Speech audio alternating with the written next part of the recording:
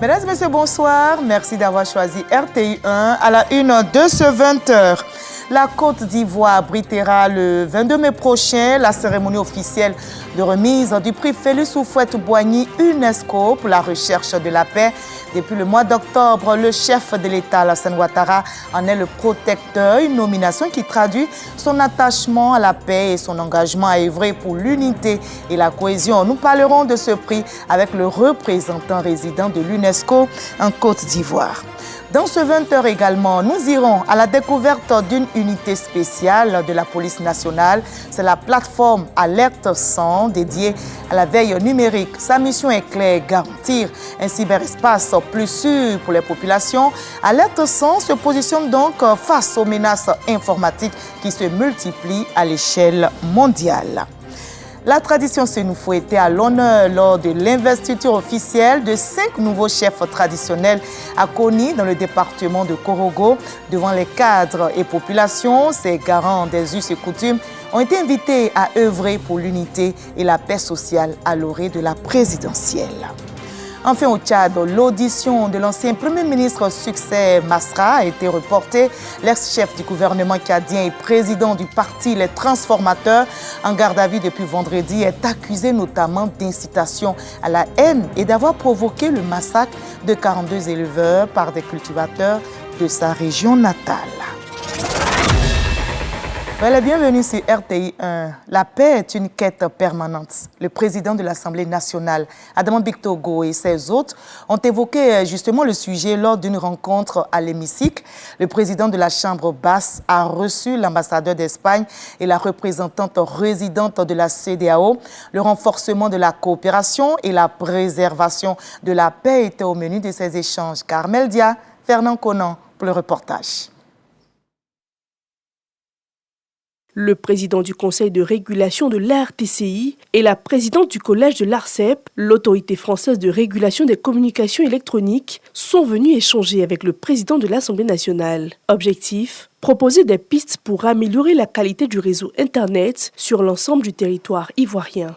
Ici à Abidjan, dans toutes les grandes villes, il y a bien sûr une connectivité fixe de très grande qualité, une connectivité mobile aussi de très grande qualité. Mais il existe encore des petits villages, des routes qui ne sont pas couverts. Donc ça existait aussi bien sûr en France. On a mis en place ce programme New Deal. Et maintenant, ce n'est plus le cas. On a résolu le problème. Un peu plus tard, c'était au tour de l'ambassadeur du Maroc en Côte d'Ivoire de faire ses adieux. Abdelmalek Kettani est venu saluer le chef de la Chambre basse du Parlement après plusieurs années de coopération. C'est un pays dans lequel j'ai passé 8 ans et demi. J'ai contribué au renforcement des relations entre la République de Côte d'Ivoire et le Royaume du Maroc. Aujourd'hui, je pars avec le sentiment du devoir accompli. Aujourd'hui, je souhaite que la Côte d'Ivoire se maintienne sur cette belle trajectoire qui est la sienne, trajectoire de la paix, de la prospérité, du développement. Une matinée rythmée par des échanges diplomatiques et stratégiques qui renforcent un peu plus les ponts entre la Côte d'Ivoire et ses partenaires. La Côte d'Ivoire se prépare à accueillir un grand événement. Ce sera le jeudi 22 mai prochain. La remise du prix Félix Houphouët-Boigny UNESCO pour la recherche de la paix. Le président Alassane Ouattara en est le protecteur depuis le mois d'octobre. Une nomination qui traduit son attachement à la paix, au vivre ensemble, à la cohésion, nous rapporte Alexis Ouedraogo. Chacune de ses prises de parole depuis son accession à la magistrature suprême porte une interpellation à la paix et à l'unité.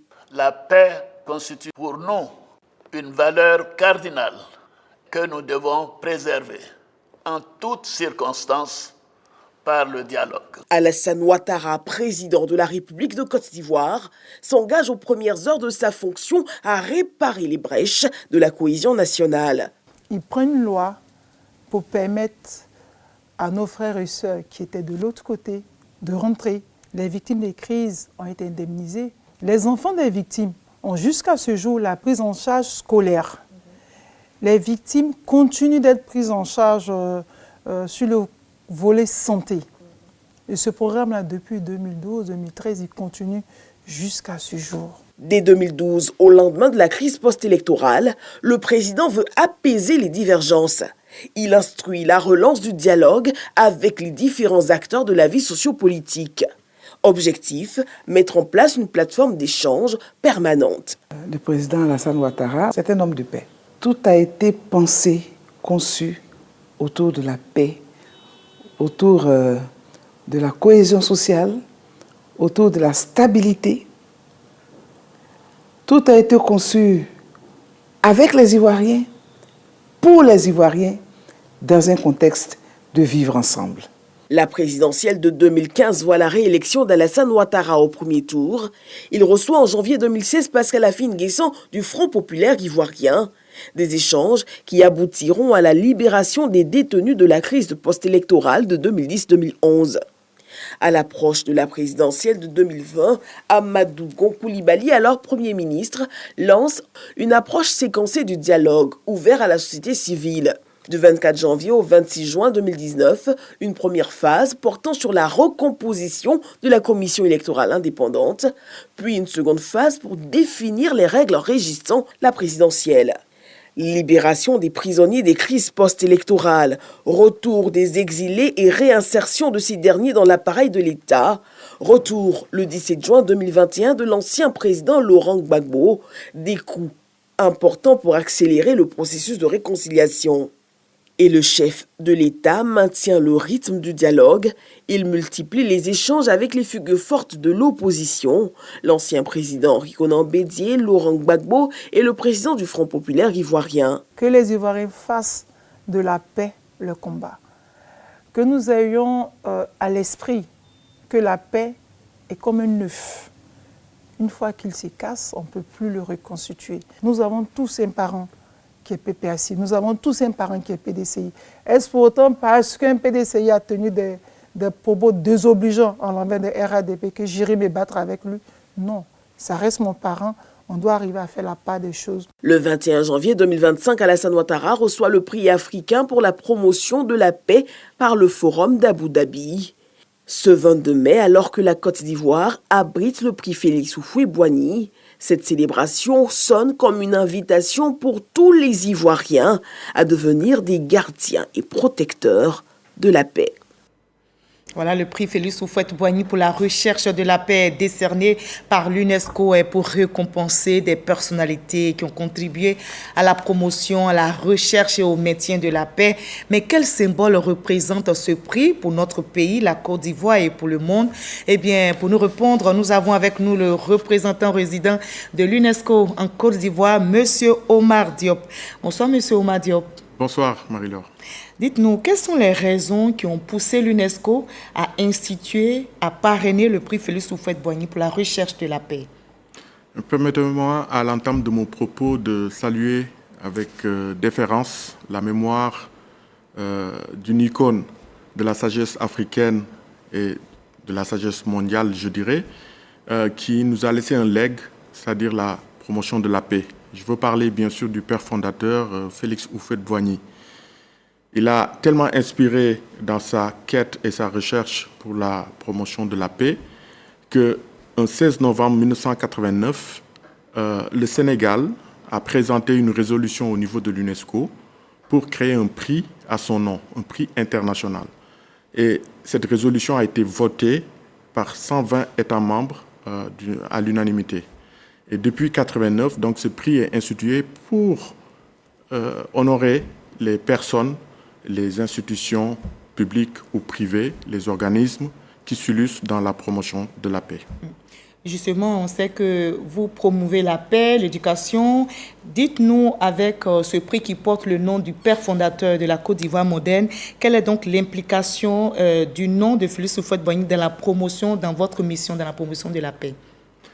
Je pense que son implication est quand même diverse et se traduit à travers tous les programmes, les secteurs de programmes de l'UNESCO. Donc quand on parle de l'UNESCO, bien sûr, on parle d'éducation, on parle de sciences naturelles et exactes, on parle de sciences humaines et sociales. On parle aussi de culture et de la communication et l'information. Et nous nous évertuons à avoir des activités qui contribuent dans un but ultime qui est la quête de la paix, parce que c'est dans l'acte constitutif même de l'UNESCO qui a été créé en disant que c'est dans l'esprit des hommes et des femmes que naît la guerre et que c'est dans l'esprit des hommes et des femmes qu'il faut ériger les défenses pour la paix. 36 ans de parcours, 1989-2025, c'est 36 ans d'existence, 36 ans que ce prix a été institué.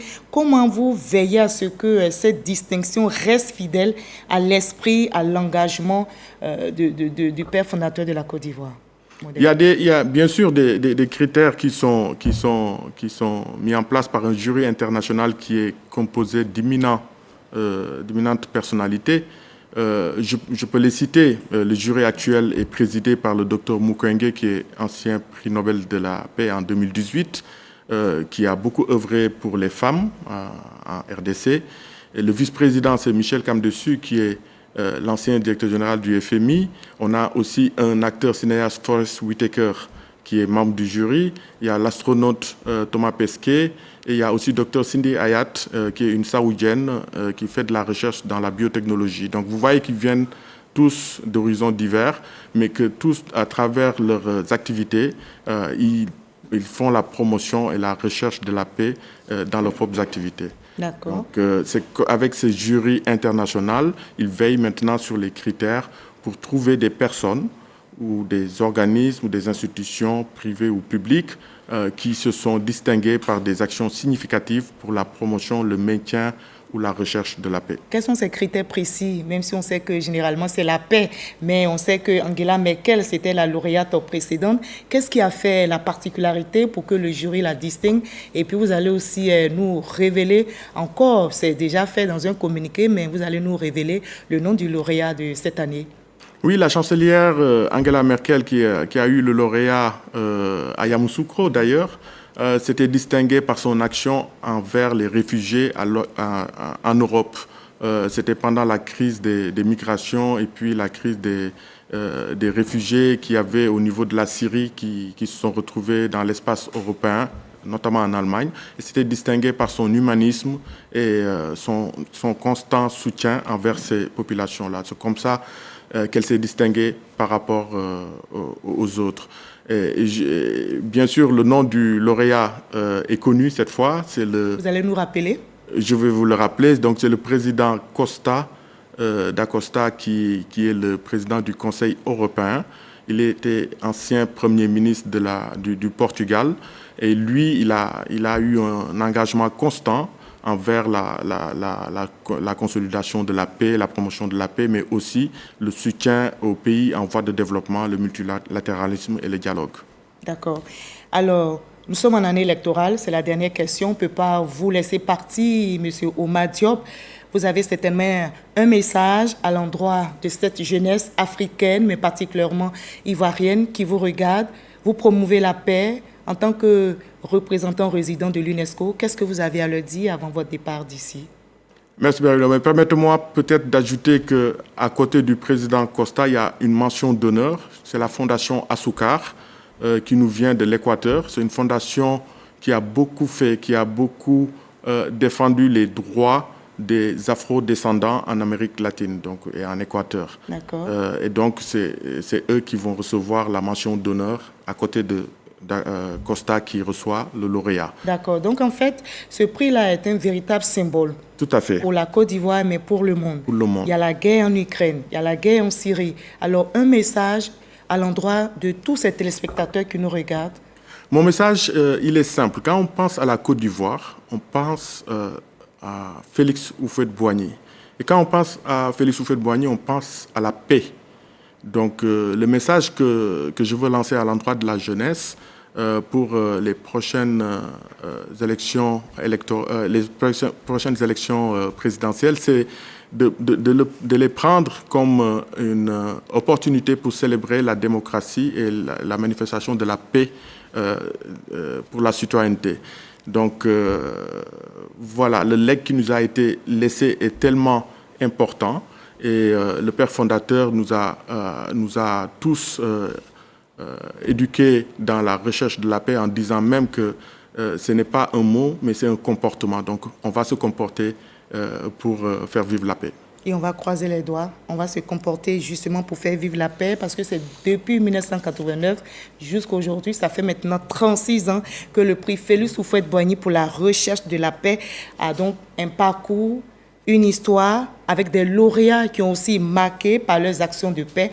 Ensemble, on va regarder ce reportage de Franck Quadio parce que parmi les premiers lauréats, on peut citer Nelson Mandela, Frédéric Declercq, ces premiers lauréats retenus pour leur engagement en faveur de la paix. Et ils laissent tous un message clé, celui de l'humanité au service de la paix, comme le voulait Félix Houphouët-Boigny, inspirateur de ce prix. Franck Quadio, Marina Menza, on va suivre ensemble. Et si le prix Félix Houphouët-Boigny m'était compté? Un prix qui a aujourd'hui 36 ans, l'âge de la perfection. À cette question, une date de référence, 1989. À cette date, l'UNESCO institue un prix pour célébrer les personnalités portant les idéaux de paix. Une vision personnalisée par un homme, Félix Houphouët-Boigny, président ivoirien, et illustration parfaite, 1991. Nelson Mandela, figure de proue du militantisme noir et anti-apartheid, et Frédéric Declercq, président blanc d'Afrique du Sud, sont lauréats de la toute première édition. Une nomination symbole et du crédit pour le prix dès sa gestation. Le prix UNESCO, depuis lors, fait son chemin et porte au firmament des figures marquantes, certaines moins connues, mais non moins charismatiques. L'année 93, un trio détonne. Yitzhak Rabin, Premier ministre d'Israël, Shimon Peres, ministre des Affaires étrangères, et le président de l'OLP, Yasser Arafat. Le chantre du dialogue interreligieux en 2003, le cardinal Roger Tchegueraï, sans oublier François Hollande en 2013. Le prix Félix Houphouët-Boigny, c'est certes la récompense de l'acteur de paix, mais c'est aussi celle de l'action pour la paix. Des personnes morales aux organisations en passant par des groupements d'intérêt et quelques années sans attribution, comme les années 2023, 2021, 2020, 2016, 2014 et ainsi de suite. Après Angela Merkel en 2023, dont la désignation a réuni les derniers défenseurs et porte-flambeaux de l'oufouettisme, l'ex-président le regretté Rikonan Bédié et le président Alassane Ouattara sur la même scène. Projection sur 2024, l'année de l'actuel futur président du Conseil européen Antonio Luis Santos da Costa, reconnu pour son engagement envers les pays en développement, et sa distinction sera faite dans quelques jours, en mai 2025. Une chose est certaine, l'idéal de paix professé par Félix Houphouët-Boigny, l'inspirateur du prix, sera encore préservé. L'UNESCO est au service de la paix, mais aussi de la culture. La semaine de l'Afrique s'est ouverte hier au siège de l'organisation à Paris, en France. L'événement vise à mettre en lumière les talents et les contributions des pays africains au développement du continent. La Côte d'Ivoire est au rendez-vous. Envoyés spéciaux Régis Kofi et Ulrich Kadongo. C'est à Paris, au cœur de la capitale française, que l'Afrique s'exprime. Une ambiance bien différente des lundis du travail à l'Organisation des Nations Unies pour l'éducation, la science et la culture avec des expositions d'œuvres d'art. Bienvenue à la semaine africaine de l'UNESCO. Cette année, les ambassadeurs du groupe Afrique initient les activités autour du thème « Solidarité mondiale pour la restitution et la restauration du patrimoine africain par le biais de l'éducation, la culture et la science ». C'est vraiment ce qui représente notre engagement partagé pour sauvegarder, honorer, restaurer le patrimoine africain extrêmement précieux. La culture est une force de résilience, un vecteur de réconciliation, un catalyseur de l'innovation. À travers la restitution, nous permettons aux communautés africaines de renforcer leurs identités et de veiller à ce que le patrimoine puisse prospérer dans les générations à venir. Impossible de concevoir que les objets d'art qui racontent un pan de l'histoire du continent se retrouvent en Occident, que l'éducation qui est le socle des sociétés soit inaccessible, que la science qui sauve des vies ne soit pas accompagnée. Parlant d'accompagnement, le groupe Afrique de l'UNESCO s'est appuyé sur le directeur général d'Algest en vue de la mobilisation de ressources. Nous proposons de lancer, en accord avec le groupe Afrique et l'UNESCO, l'organisation d'un forum initiative financement de la priorité Afrique, soutenu et financé par notre institution, afin de mobiliser une première tranche d'1 milliard de dollars pour les programmes de la priorité Afrique avec la participation de tous les États et de toutes les organisations. La Côte d'Ivoire a une présence remarquée à cette édition de la Semaine de l'Afrique. Nous présentons le Didier Ayekwe, ou le tambour parleur ou le tambour de guerre. Nous avons aussi voulu présenter la Chambre nationale des rois et chefs traditionnels qui est vraiment depuis 2014, il y a une loi qui institutionnalise cette chambre. Montrer les mosquées des styles soudanais de la Côte d'Ivoire. Le savoir-faire traditionnel lié au tissage des pagnes. Vous avez vu aussi que l'espace gastronomique a montré le savoir-faire culinaire. Notre pays participe également à un panel de haut niveau sur la diplomatie scientifique pour parvenir à une solidarité mondiale sur la restitution et la restauration du patrimoine africain.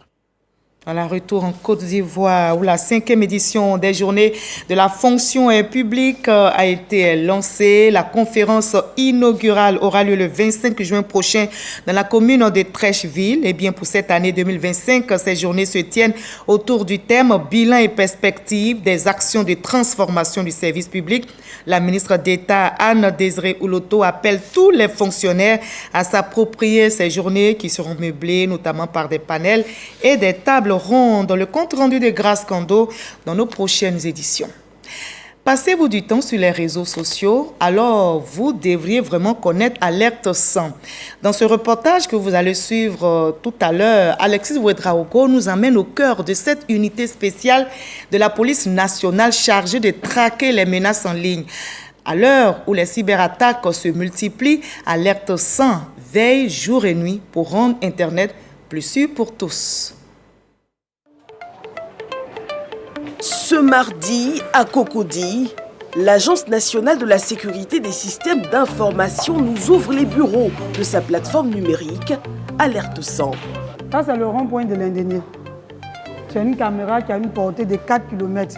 Ici, nous sommes au poste de commandement central. C'est la salle qui s'occupe de tout ce qui est direct de la vidéoprotection urbaine. Chaque jour, nous avons comme activité la surveillance des sites sensibles en direct, la couverture des événements, l'aide à la régulation et tout ce qui a trait à la sécurité des biens et des personnes. Le centre prend en charge la vidéosurveillance, les réseaux sociaux et le centre d'appel.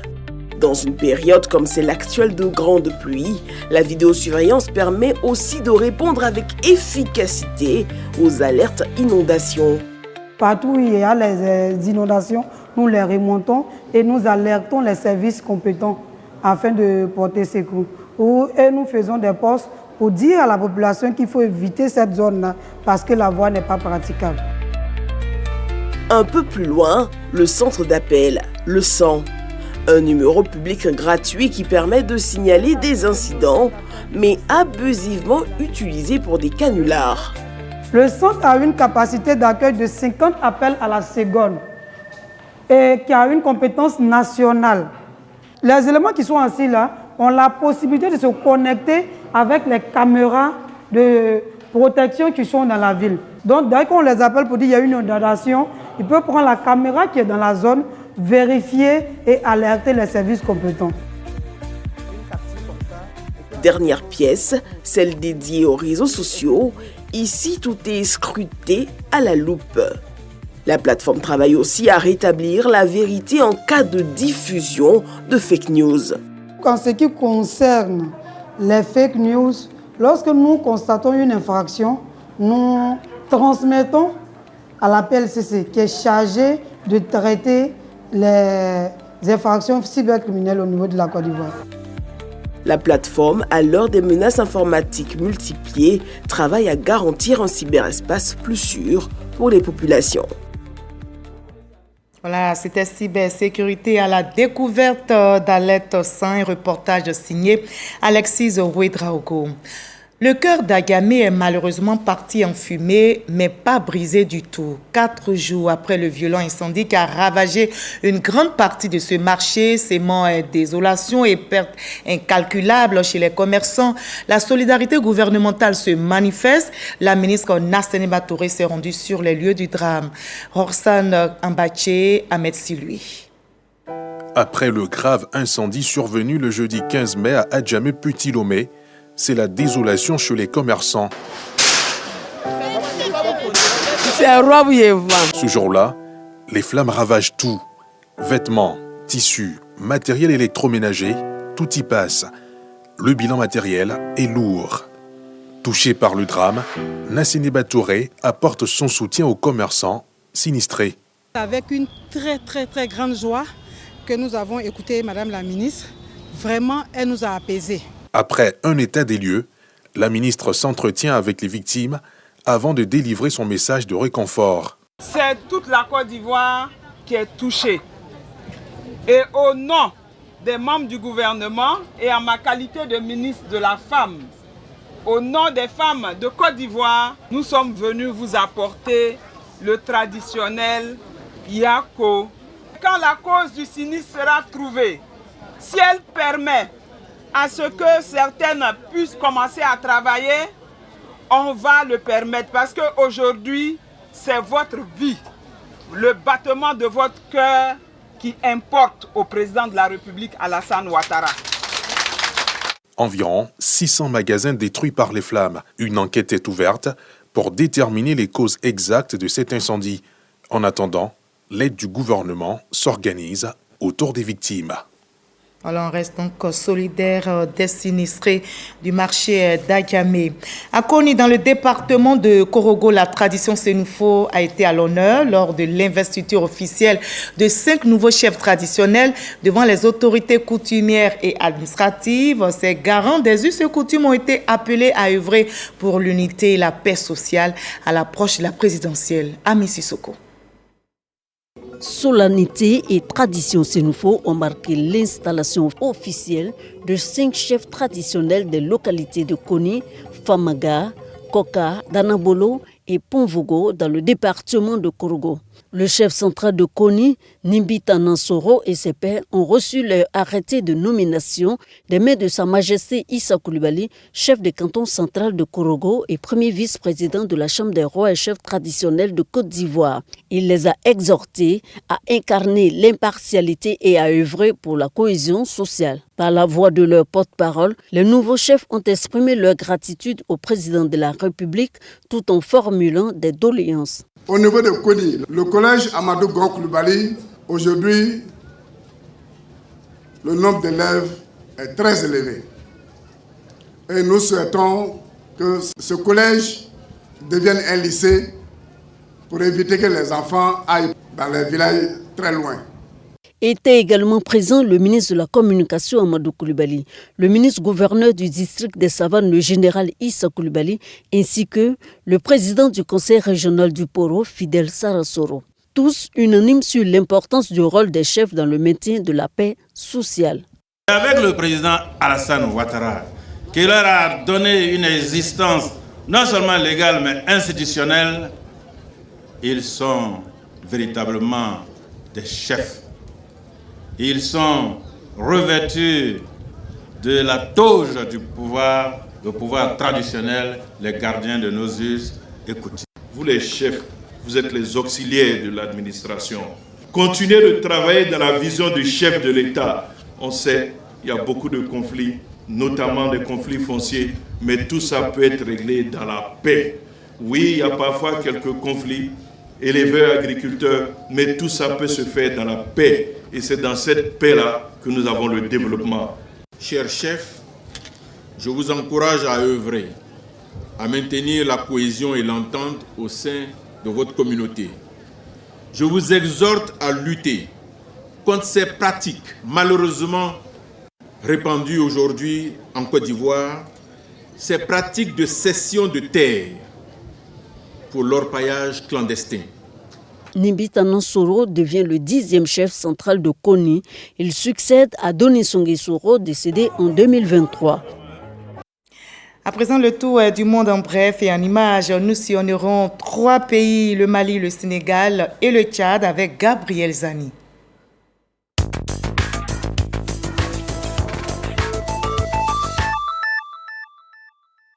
Au Mali, à Menaka, dans la région nord-est du pays frontalière avec le Niger, le président de la société civile de la localité a été enlevé le lundi 19 mai. Non loin de son domicile, Sidi Barka a été emmené de force par 2 hommes non identifiés après l'avoir intimidé et empêché de fuir. Les raisons de cet enlèvement restent pour l'instant inconnues.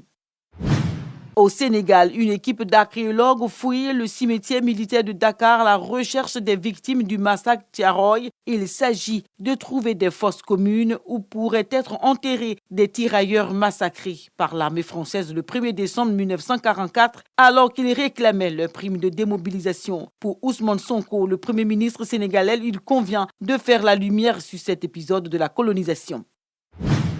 Au Tchad, l'ex-premier ministre Succès Masra devait être entendu le lundi 19 mai par les enquêteurs, mais son audition a été reportée et ses avocats ont été refoulés à l'entrée de la coordination de la police judiciaire. Accusé d'incitation à la haine, l'ancien premier ministre et président du Parti des transformateurs est en garde à vue depuis le vendredi 16 mai 2025. Final de ce 20h. Merci à vous tous de l'avoir suivi. Je vous retrouve dans la paix demain à la même heure.